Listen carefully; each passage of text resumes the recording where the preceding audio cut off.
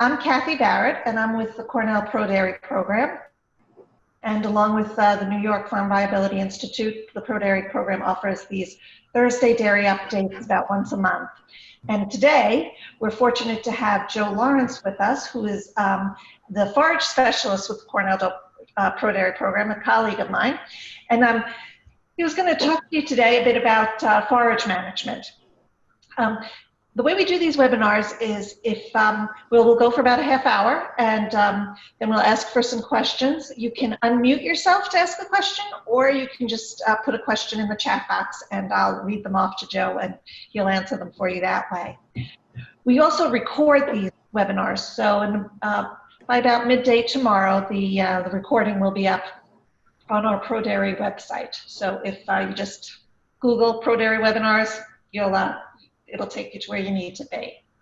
So with that, we're going to go ahead and just let Joe take it from here. He's going to talk to you about making the most of advances in forage management. Thanks, Kathy. I have to say I'm pretty impressed with the turnout here.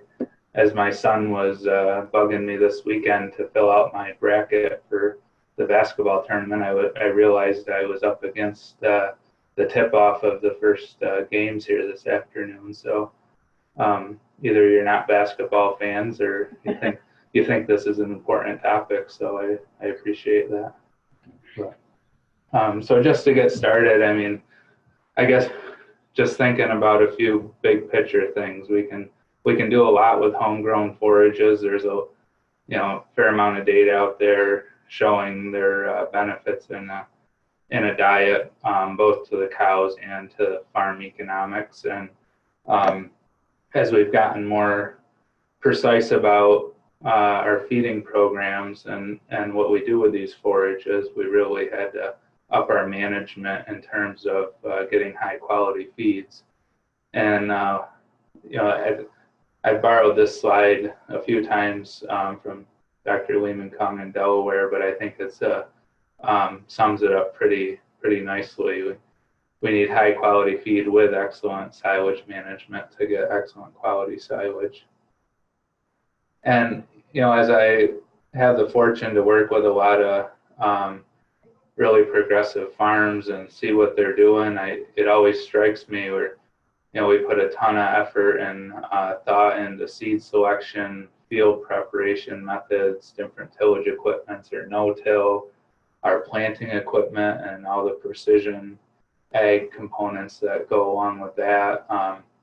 Always discussions around soil fertility and different amendments to try to get more out of the crops, and then put a lot of money into harvest equipment to try to be ready to harvest in a timely manner. And then on the other end, we see big advances in forage analysis and ration balancing, how we use that analysis to balance rations, feed handling equipment, feed mixing, all that kind of stuff. And a lot of very exciting things going on in those areas. But sometimes I look around and I see some fields that are way past their prime, or some forage and storage that has some issues, and I think we really could we're really maybe missing the link sometimes on all the stuff we do on the agronomic side and all the stuff we do on the feeding side to get that quality forage to the cows. And so that's what I wanted to focus on here today. And certainly there's a lot of farms doing a really good job with this stuff, so it's not everyone, but you still see enough examples of it out there that I think it's worth thinking about. And some of what I have here today is just kind of a review of information that's out there. Also a few things that I think we should be thinking more about that maybe aren't quite as common. So just to set the stage a little bit, just thinking about forage growth, and I should also say I am focused more here today on hay crops. I mean, a lot of the management ideas certainly translate to corn silage too, but given the time of year and coming up on making our plans for first cutting and that sort of thing, I chose to focus a little more on hay.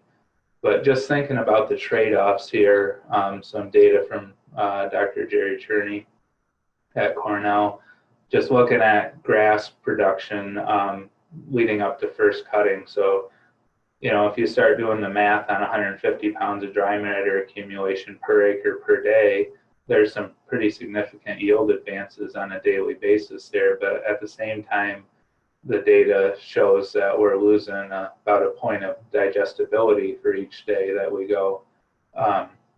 So obviously we want to balance that yield and quality, right? And first cutting's a big part of that. And the other thing is once those grasses start to head out, we lose a lot of quality and we stop getting the yield gains because they've switched over to more of a reproductive stage than a vegetative stage. So we're losing, we're not accumulating that same amount of dry matter anymore.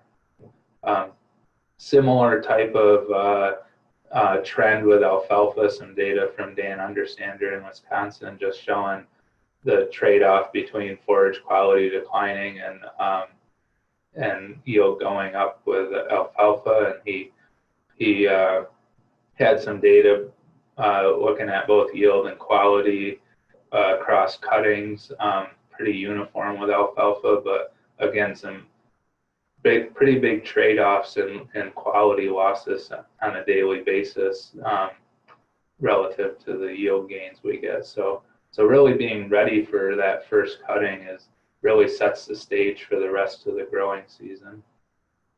Switching over to the storage side of things, this is some older data out of Wisconsin, but I think still relevant, and you could adjust the values of the silages that they use, but just they basically on their Team Forage website have a lot of good information on silage management and really break it down to you're going to have some losses even with good management because of dry matter loss to just normal fermentation and that sort of thing. But then you look at the losses under poor management, and this is on a 100 cow basis, so depending on the size of your farm, multiply it by cow numbers, and those losses with less than ideal management of that silage can really add up. Thinking about it from an acre standpoint, these are just some numbers I've put together. So I just kind of grabbed them out of thin air, but I said, all right, if we have corn that's yielding 19 tons to the acre, 35% dry matter, and the feed, we need 100 tons of that feed, or 1,000 tons of that feed, well then we'd be looking at about 54 acres of that corn at those yields to get our feed needs, but that's not in thinking about any shrink. So first, when we think about shrink, 10% you're going to be hard pressed to get into the single digits on a silage because the fermentation process itself there's a level of shrink there, and just some of the inherent parts of putting up silage. So really 10% is really considered a gold standard, I would say, in that range. And I think it's pretty hard to get into the single digits with shrink. But anyways, if you start at 10% and just say that's normal shrink under the best scenario, what I did is try to calculate how it's going to drop if we average it back out over tons per acre, we're dropping the yield from 19 down to 16.7. So that means off of those same 54 acres, there's actually 900 tons of feed available versus that 1,000 we need. So all right, we say we need another 100 tons of feed with that level, with those yields and that level of shrink, and then we have to add back in another 6.5 acres to get the feed meet our feed needs. And 15 to 20% shrink isn't uncommon on some dairies and their silage programs, and you can see the number of extra acres you have to run over starts to add up pretty quick when you do this math. And I went all the way out to 40%. I mean, hopefully we don't see that very often, but unfortunately, I have been on farms where we've measured 40+% shrink in some pretty poorly set up monk silos and that sort of thing. So when you start thinking about all the fixed costs that go into running an acre of land and how many more acres you have to run over just because of what you're losing between harvest and when it reaches the animal's mouth, that it can add up in a hurry. So those things, I guess, just kind of set the stage a little bit for, how do we address this? So I think, two parts that we really focus on coming into the spring of the year and really don't necessarily take a lot of investment, just some planning, is paying real close attention to stage at harvest for our first cutting and executing that harvest plan. And then on the storage side, certainly minimizing shrink and also optimizing the access of those forages. In other words, having them available to feed at the time of year when they need to be fed. Excuse me. So first cutting, we'll start there. I think the better job we see farms doing with first cutting, the more potential we realize it has. Given the spring growth patterns, it tends to be highly digestible fiber. It can be as much as half of your total yield for the season from your hay acres, and there's just a tremendous amount of potential there. But timely harvest is critical to making that happen. And here in New York, Jerry Cherney's done a lot of work with this, and he's looked at alfalfa height. So in a lot of areas, they use alfalfa height to time the stage of alfalfa harvest. And the goal here was to say, all right, even if we had a mixed stand with grass in it, could we still use alfalfa height to stage harvest? And this system works really well. And you can, measure your fields. There's a link there to some cooperative extension programs around New York State where they're measuring alfalfa heights every spring and sending out emails to the folks they work with. So if you're, depending on what area you're in, if you can get on those email lists, you can get those updates from a lot of the extension specialists. And then it's really a matter of getting out in your own fields and taking those measurements. The other huge part of this is accurate estimations of percent grass in the stand. I would say by default, our eyes tend to underestimate the amount of grass. The alfalfa generally looks more prominent in the stand, so we think there's more alfalfa there than there actually is. But trying to get out there and get an accurate estimate of the grass is definitely going to be a big part of this. There's a couple ways to do that. You can stage it off of last year's. Dairy One offers a NIR analysis where you can, that was developed with the help of Dr. Cherney, where you can send a sample of forage in, and they'll run it and actually give you a percent grass in that forage. So that's a neat tool, and again, it's only probably as good as the sample representative as the sample you send them, but that's definitely the key to staging the first cutting here in our mixed stands.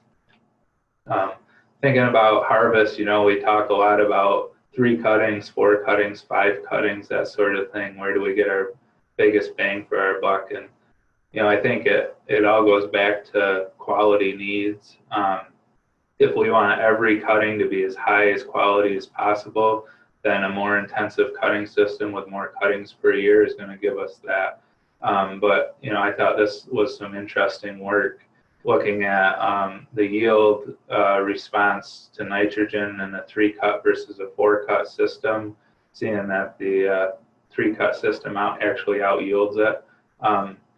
But I would say here, this isn't an excuse to take 3 cuttings at kind of a lackluster pace. I would say if you're going to do an intensive 3-cut system, you want to be as timely as possible, get as much quality as you can out of the first cutting, if you still need more quality feed, aggressively take the second cutting, and then you can kind of, if you've met your quality needs, you can kind of take the third cutting whenever it's convenient. So I think that's you know, if you're going to go with a system like that, it's not 3 cuts every 45 days or something like that. It's a couple really intensively managed cuts, and then you can kind of ease off after that if you don't need that much quality. Maybe you got some heifers or dry cows where you've got some lower quality stuff you could feed them. The other point here is just a reminder that regardless of what economic times are, nitrogen on grass stands is just a tremendous return on your investment, and this data shows kind of that 200 units of N being around where you optimize that return on investment. So executing this plan, we're going to get into what I'm calling dynamic harvest scheduling. It's just kind of a term I came up with, but we'll explain what that is. And again, with the alfalfa grass, just understanding the composition of the stand is important. Thinking about utilizing custom services or renting equipment for certain cuttings of the year to really get the quality that you need in the time you have to do it in. And then we hear a lot, you know, Tom Kiltzer speaks a lot about the haylage in a day and wide swathing. I think there's tremendous value both in fitting harvest into narrow windows and improving quality to minimizing that time between when the crop is mowed and when it's ensiled. And I'm not going to spend a lot of time on that today. Tom's website is listed here. He's got a lot of great resources on there if you haven't seen his talks before. So I won't spend a lot of time on it, but just wanted to mention it because it is a huge part of executing a good harvest plan. Minimizing ash content, especially with stuff like disc binds and rakes, certain rakes, if they're not set up properly, we're seeing a lot of ash ending up in forages, and that impacts the quality of the forage. So that's another pretty easy step you can take come this spring to make sure the equipment's set up properly and really look at that. Same with minimizing leaf loss on alfalfa. There's some good data out there from Dan Undersander in Wisconsin looking at the quality losses in alfalfa with leaf loss, and you know, thinking about your program and what equipment you're using to minimize that is going to be important. And then the ability to separate feeds and storage, which we'll get into at the end here. And then you know, like I said, I'm kind of focusing on haylage side of things, but just a lot of these things also apply to haylage, but for corn silage, but you know, a few others. Just definitely dry matter at harvest is key, and kernel processing is definitely worth a lot of evaluation as you gear up for corn silage harvest. So thinking about how we plan our harvest, and you know, I often talk to folks and they're like, well, I got these fields next to the barn and I use these for the dairy, and then I got these fields that are a couple miles away and I may use them for you know, heifer feed or something like that, and I don't cut them as often, and that's where they're not quite as good as stands. You hear a lot of stuff like that, and I would encourage folks to start thinking about every acre and every cutting as a different opportunity, because basically every hay stand we have out there has the ability to make dairy lactating quality feed if we manage it and harvest it timely. So instead of thinking about it by fields, if you think about it by the acre and by the cutting, you can start to get in there and get acres harvested when the weather permits you to, and get the quality off that you want to.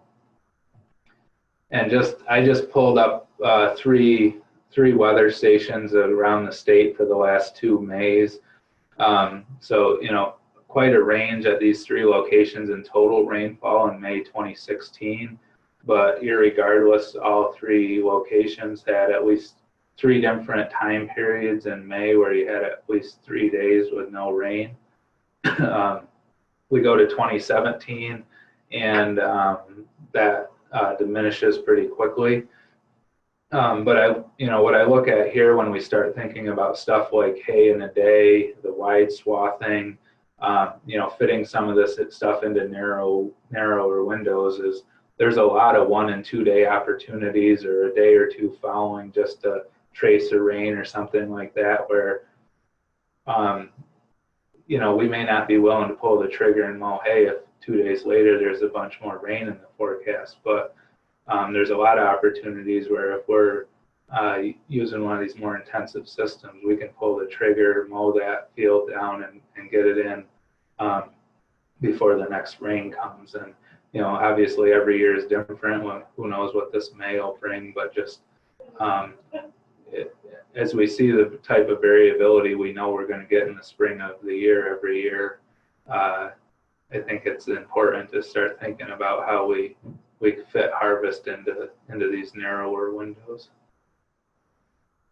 So adjusting by the cutting, like I said, first cutting kind of sets the stage for everything, right? Because it's a really good opportunity for some high quality feed, but you have the ability, if you have a miserable first cutting because of the weather, you still have the ability with hay crops to make that up with the subsequent cutting. So I think there's a lot of opportunity there. And again, if we address it, just thinking about the acres of quality feed we need for different groups of animals, instead of a field by field basis, we can do a lot to bring up the overall success rate of getting the quality feed we need.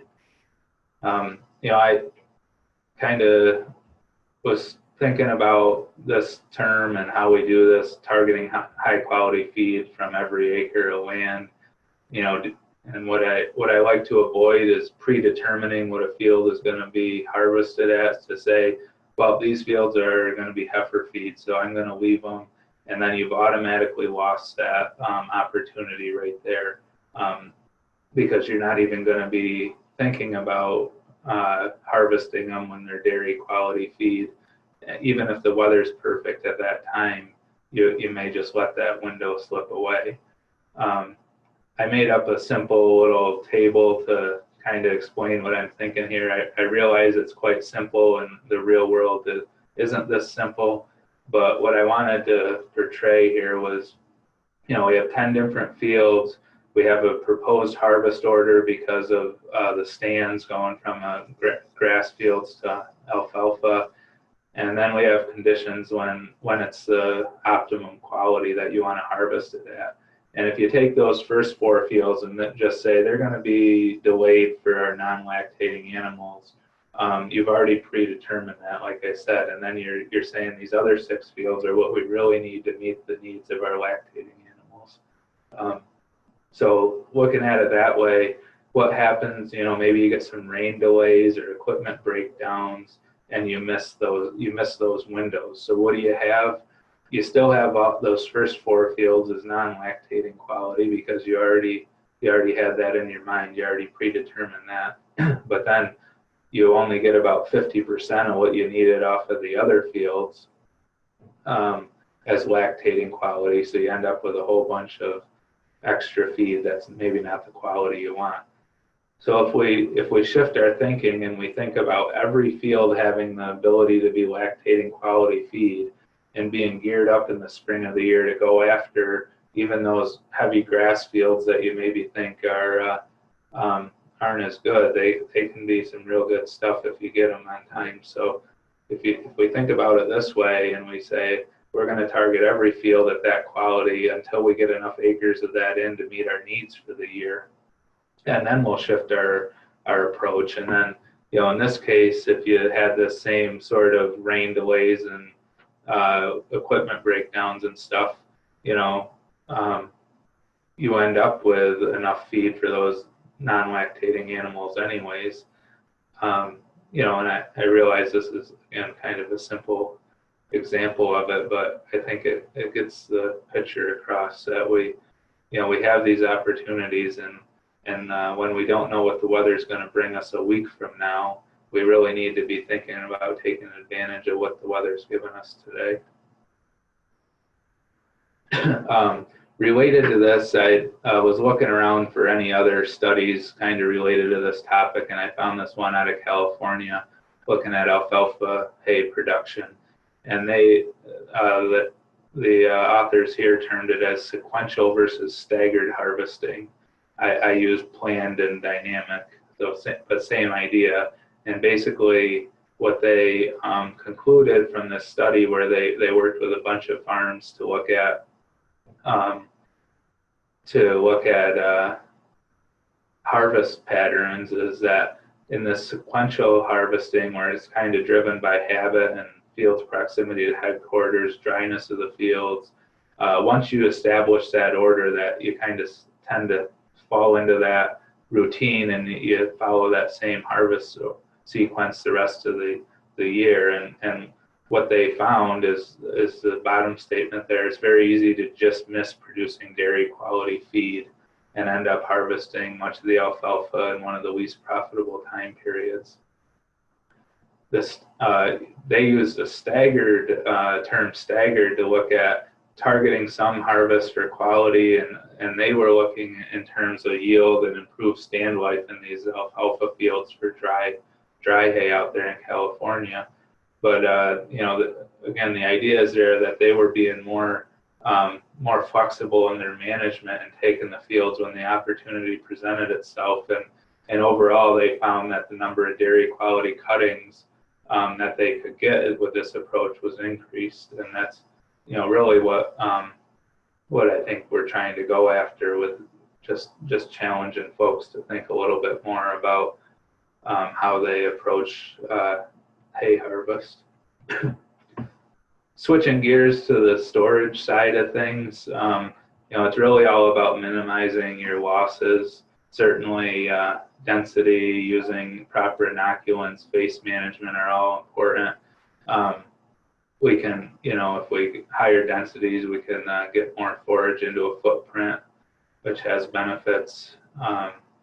Consistency of feed, and then that bottom one is something I think we need to be talking about more, is storing each feed in a way that we can optimize its use for different groups of animals. And just some general principles to think about is, you know, gearing up for harvest and storage. A lot of the points we're making today. Just wanted to throw that in there. So thinking about the shrink side of it, you know, these are both losses of dry matter and losses of quality, because we're losing nutrients, or the feed may be less palatable, or it may have molds in it or something. There's a lot of aspects of shrink that are manageable from harvest, setting up equipment properly to make sure we're not leaving part of the windrow in the field, that we're, you know, what we're chopping is making it into the trucks or wagons.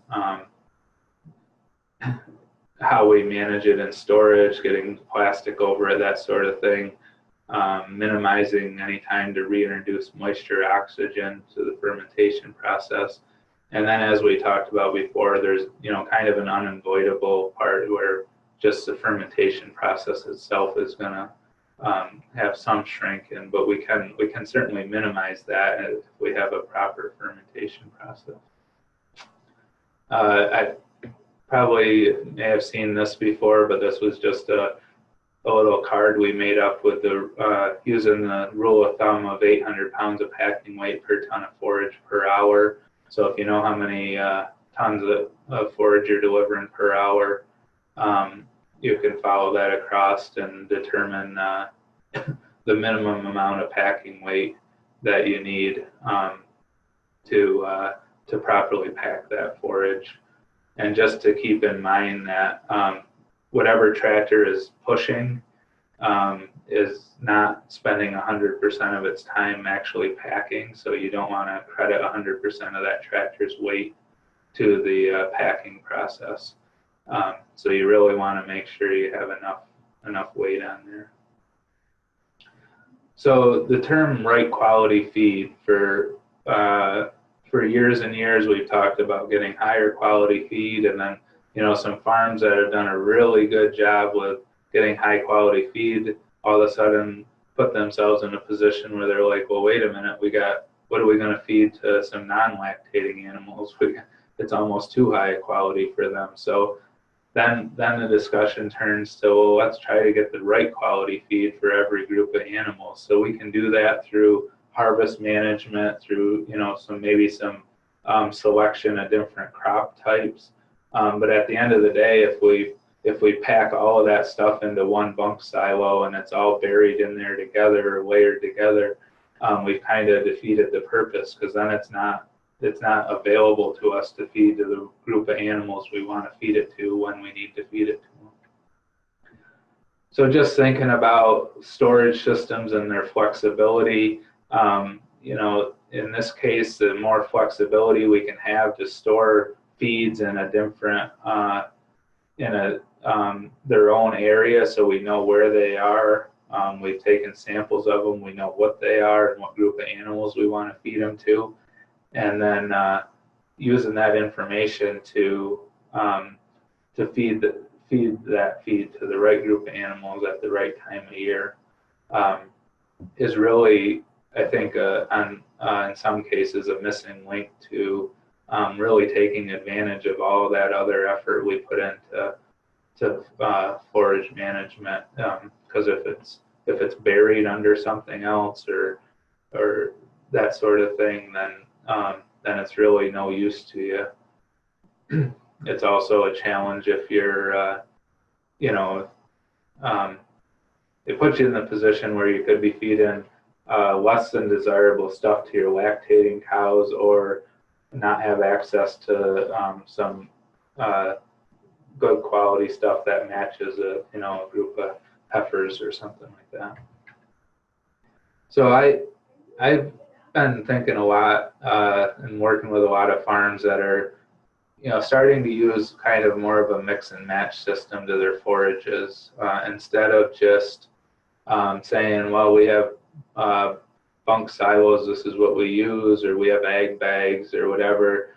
It's starting to think about, well, how do we use the storage system we have to the best of its ability, and what do we need to do to supplement that forage system? Do we need to rent an ag bagger to put up a few specific types of feed so it's accessible, or do we need to think about some drive over piles or dividing up our bunks a little differently to get that? And I think certainly silage bags are a good opportunity there for farms of all sizes, especially with some of the custom services available.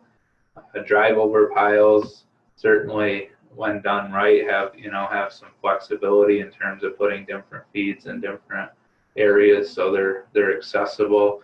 But certainly would say with those that they're not worth doing if you don't have a good place to set them up, because if you don't have a good base, or you can't get them packed or covered properly, the losses can just be so high that it's really not worth doing. But if you have a good base to put them on, if you can pack them properly, they can offer a lot of flexibility for you. So those are just kind of some things to think about in terms of not necessarily locking yourself into one harvest system or one storage system. I think to make the most use out of all the other investments we're making in these forages, we need to think about being a little more flexible and planning out a little differently how we harvest and store these feeds. So that's what I had for you here today. And, I guess I'll turn it back over to Kathy. Thanks, Joe. That was excellent. Really appreciate that. So we're over a little bit, but if you folks want to hang on a second, we have a couple of questions, and so I'm going to ask them of Joe, and we'll just continue on as long as you guys are willing to hang in there. So Joe, I'm going to read all the questions out. I think you can see them, but not everybody, if they've joined by phone, et cetera, may not be able to see them. So I'm going to read them for you. It says, if acreage is limited, it seems as though that you should always attempt to make the highest quality feed because heifer and dry cow feed is more readily available and affordable. Do you want to, that's more of a comment, but do you have some thoughts on that, Joe? No, I totally agree with that. And I actually have a slide that I took out today just for time's sake, but it's labeled sell high, buy low. And my point with it is, so in a perfect situation, if you had, say you had a perfect year, and in my little scenario there, all 10 fields you had were, you were able to get a very high quality. Well, that's a better position to be in, right? Because now you have extra high quality feed that you can either keep on inventory or even sell maybe. And I'd always rather be in the position of trying to buy some lower quality feed to bring in to supplement my needs than to have an overabundance of low quality feed and be in a position of trying to buy the high quality stuff. So yeah, I definitely agree with that. Okay, good. Okay, and then another question is, what are the keys to packing the bags properly?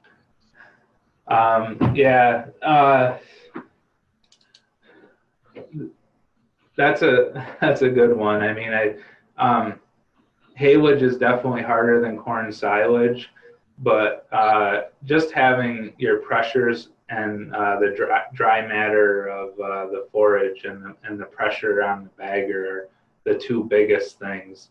Generally, baggers are intended to run around 14, 15 pounds.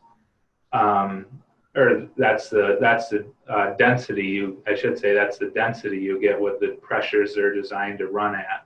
And that does a pretty good job, because even though from the standpoint of a bunk silo, we would consider that to be on the lower end of the density, of kind of the optimum range for density.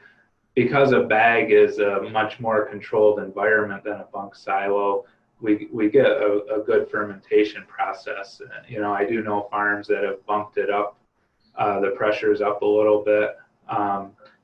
That's just a bit of a gambling game between packing a little more in there and not splitting the bag open on yourself. So that's part of it on the equipment side. But I would say the number one factor is controlling dry matter. And I don't even know, as I have right off the top of my head, the proper dry matter. It's going to vary a little bit by forage, but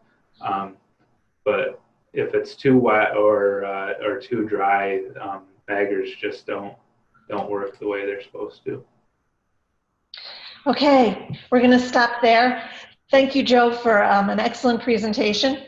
Very much appreciated. And thanks to all the folks who signed in this morning or this afternoon for listening. Hope the rest of your day goes well. Take care. Thank you.